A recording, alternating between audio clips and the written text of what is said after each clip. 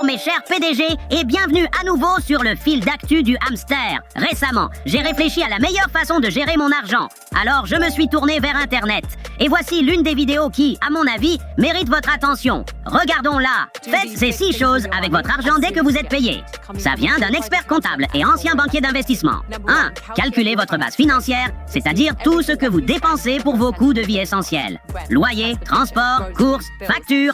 Gardez ce chiffre en dessous de 60% de votre salaire net. 2. Épargnez l'équivalent d'un mois de ces coûts dans un compte d'épargne facile d'accès. Si la chaudière ou la voiture est en panne, vous êtes couvert, la tranquillité d'esprit n'a pas de prix.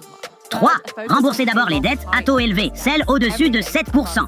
Puis maximisez la contrepartie de votre pension d'entreprise caisse de l'argent gratuit à ne pas perdre. Soit vous l'utilisez cette année, soit vous le perdez. 5. Constituez un fonds d'urgence couvrant 6 mois de coûts de vie. 6. Commencez à investir dans des comptes sans impôt comme un ISA. Je suis Nisha, essayez-le et suivez-moi pour plus de conseils. Des conseils solides, les bases essentielles. Pour moi, la clé, c'est de stocker des graines, acheter du fromage et payer le nettoyage de la cage. À part ça, je suivrai vos conseils. Merci, madame. En plus de vos revenus provenant de votre salaire, n'oubliez pas les services bancaires. Parfois, vous regardez votre carte de crédit et avez juste envie d'acheter quelque chose. N'importe quoi? Parlons-en. Quand utiliser une carte de débit et quand utiliser une carte de crédit. Utilisez une carte de débit uniquement pour retirer de l'argent. Donc, vous utilisez une carte de crédit pour tout acheter. Oui, ça me permet de gagner des points pour du cashback et des vols gratuits. Ce n'est pas gratuit si vous payez des intérêts. Je ne paie aucun intérêt car je rembourse ma carte en totalité chaque mois. Non, c'est trop risqué. En fait, ne pas utiliser de carte de crédit est plus risqué. Si un problème survient, ils peuvent vider votre compte bancaire. Je n'ai pas à m'inquiéter en utilisant cette carte car je peux contester les frais et ne jamais être à découvert.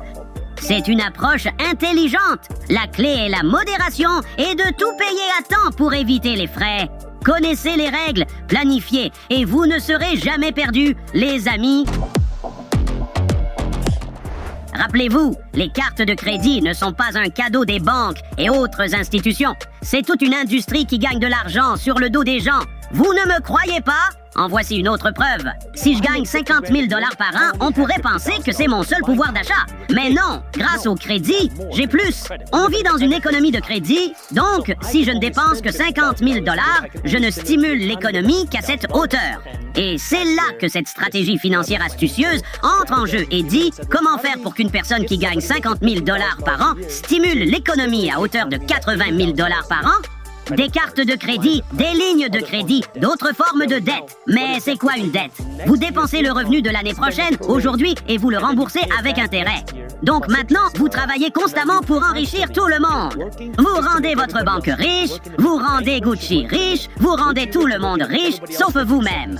Waouh, beaucoup d'entre nous le savaient déjà, mais l'entendre aussi clairement fait réfléchir. Pas vrai? C'est pourquoi il faut être prudent avec la dette. Je crois que je vais annuler ce canapé en cuir que j'ai commandé pour mon terrier. L'ancien fait encore l'affaire. Restez informés pour vos finances. À bientôt et n'oubliez pas, les hamsters sont puissants. Un pour tous et tous pour un.